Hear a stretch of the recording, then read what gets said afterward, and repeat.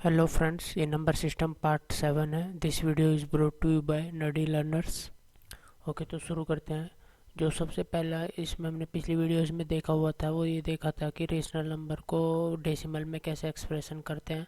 इस वाली वीडियो में हम ये देखेंगे कि ये कुछ नंबर्स दिए होंगे, कुछ एग्जांपल्स दिए होंगे, उसमें हमें ये बताना है कि इसमें से रेशनल नंबर और इरेशनल नंबर कौन कौन से हैं। ओके, तो पहले वाला देख लेते हैं। पहले रूट 23 रेशनल है, रेशनल नंबर है।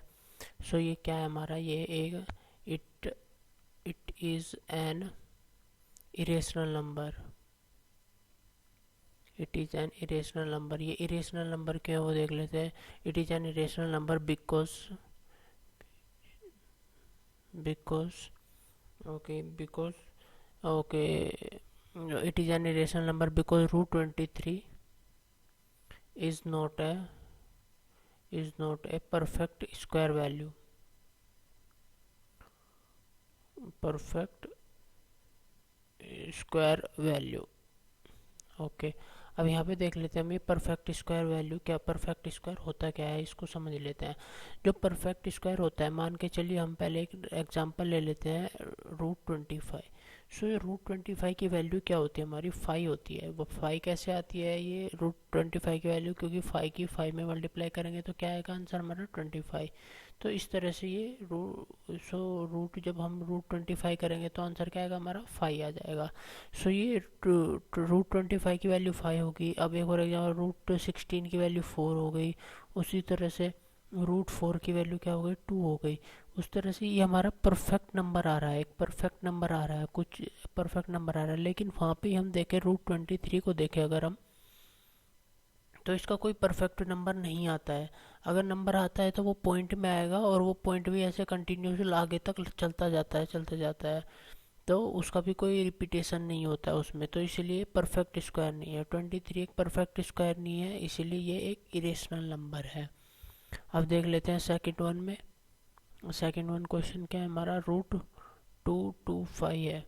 अच्छा, रूट 225 को हम कैसे लिख सकते हैं, अब इसको देख लेते हैं। इरेशनल नंबर है, इरेशनल, पहले इसको सॉल्व कर लेते हैं। रूट 225 को कैसे लिख सकते हैं, इसको हम लिख सकते हैं रूट 3 इंटू 3 इंटू 5 इंटू 5। ये कैसे आया हम, इसका स्क्वायर रूट निकालने का एक और तरीका होता है, जो 225 है मान के चलिए, इसको एलसीएम ले लेते हैं हम यहाँ पे।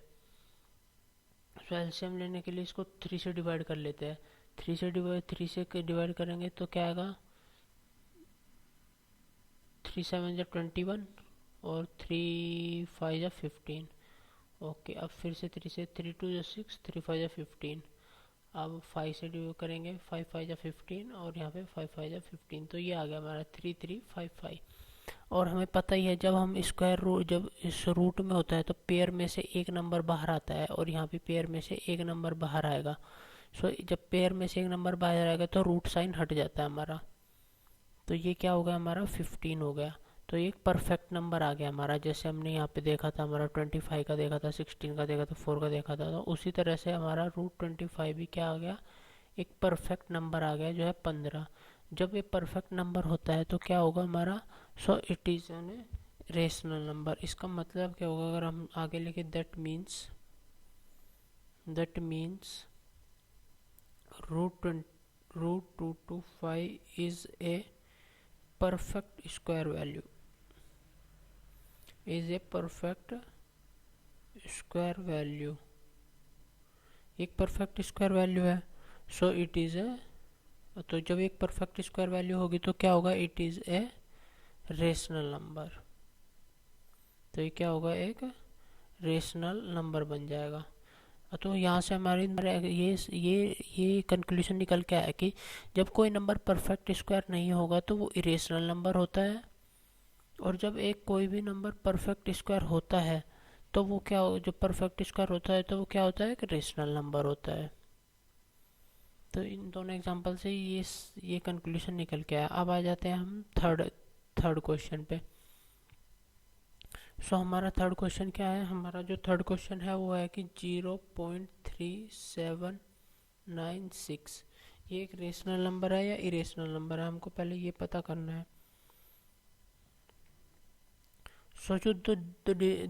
जो ये डेसिमल एक्सप्रेशन दिया हुआ है हमारा, जो हमारा डेसिमल एक्सप्रेशन दिया हुआ है ये एक टर्मिनेटिंग नंबर है। अच्छा लिख लेते हैं हम पहले the decimal expansion the decimal expansion is a terminating terminating.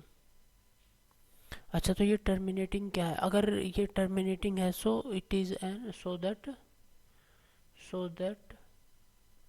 It is a rational number.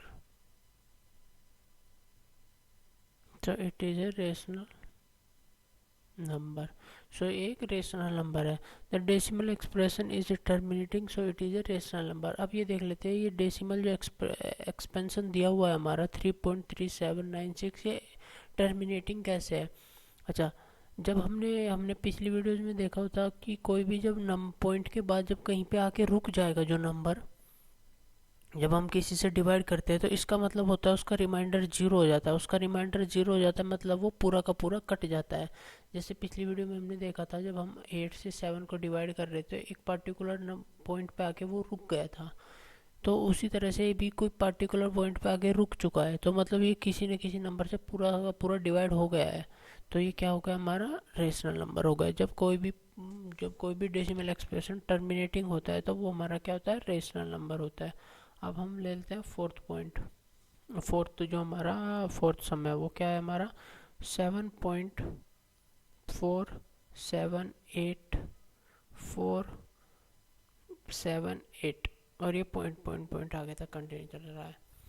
अच्छा तो ये एक हमारा फोर्थ क्वेश्चन है। तो इस नंबर को हम कैसे इसको देख लेते हैं हम एक बार। तो इसको कैसे लिख सकते हैं हम इस सम को? इसको हम लिख सकते हैं 7.478 का बार। इसको ऐसे लिख सकते हैं ना। ये क्या क्यों लिखा हमने? क्योंकि 478 और 478 बार बार रिपीट होते जा रहे हैं हमारे, बार बार रिपीट होते जा रहे हैं तो हम 478 के ऊपर बार लगा लेते हैं। अच्छा तो हमने अपने पिछले वीडियोज में ये पढ़ा हुआ था कि तो यहाँ से हम क्या कंक्लूजन निकाल सकते हैं? यहाँ से कंक्लूजन निकाल द डेसिमल एक्सपेंशन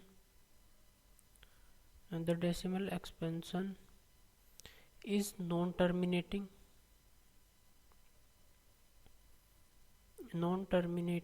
हमें पता ही है ये नॉन टर्मिनेटिंग है क्योंकि इसमें पीछे पीछे डॉट डॉट डॉट से मतलब कंटिन्यू चलता जा रहा है। लेकिन क्या है ये? नॉन टर्मिनेटिंग एंड रिपीटिंग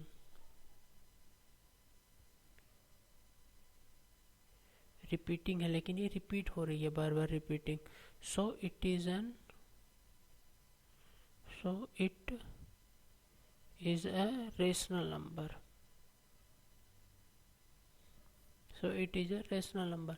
हमें पता है कि जब डेसिमल एक्सप्रेशन जो है हमारा वो जो डेसिमल एक्सप्रेशन है वो नॉन टर्मिनेटिंग है और रिपीटिंग है। नॉन टर्मिनेटिंग कैसे है कि ये बार बार डॉट डॉट दिया हुआ है इन्होंने, मतलब ये आगे तक कंटिन्यू चलता जा रहा है। और रिपीटिंग कैसे है? या 478 और 478 बार बार रिपीट हो रहा है तो ये रिपीटिंग है। और जब ऐसी सिचुएशन आती है तो जब यहाँ पे नॉन टर्मिनेटिंग और रिपीटिंग हो तो वो रेशनल नंबर होता है। अब आ जाते हैं हम अपने फिफ्थ क्वेश्चन पे।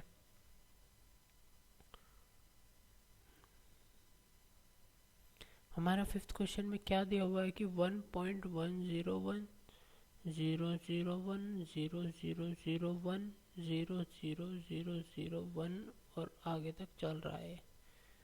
तो इसको क्या लिख सकते हैं हम? तो इसको क्या, ये एक रेशनल नंबर है, रेशनल नंबर ये पता करना है तो हम लिखते हैं। अगर सॉल्यूशन लिखे द डेसिमल एक्सपेंशन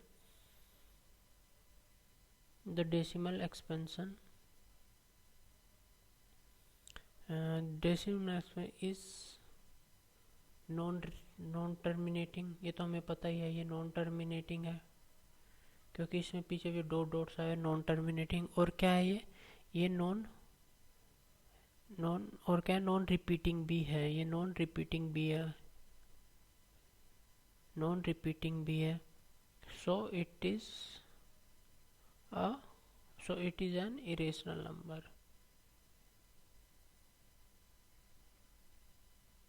तो ये नॉन टर्मिनेटिंग तो हमें पता ही चल रहा है नॉन टर्मिनेटिंग क्यों है, लेकिन ये नॉन रिपीटिंग कैसे है? नॉन रिपीटिंग यहाँ पे देखिए पॉइंट के बाद जब हम देखते हैं तो 10 आ रहा है, फिर आ गया 1220 आ रहा है, यहाँ पे 0 बढ़ गया, यहाँ पे फिर देखे तो 1000 आ रहा है, यहाँ पे देखे 1 फिर 4 बार 0 आ रहा है, तो ये एक एक 0 बढ़ते जा रहा है, तो रिपीट नहीं हो रहा है कुछ भी यहाँ पे कुछ रिपीट नहीं हो रहा है। तो इसलिए नॉन टर्मिनेटिंग नॉन रिपीटिंग है। और जो नॉन टर्मिनेट किसी भी डेसिमल एक्सपेंशन में नॉन टर्मिनेटिंग और नॉन रिपीटिंग होता है तो क्या होता है, वो हमारा इरेशनल नंबर हो जाता है। So thank you. For more videos, subscribe, like and share. कोई डाउट हो तो कमेंट करके ज़रूर बताइए।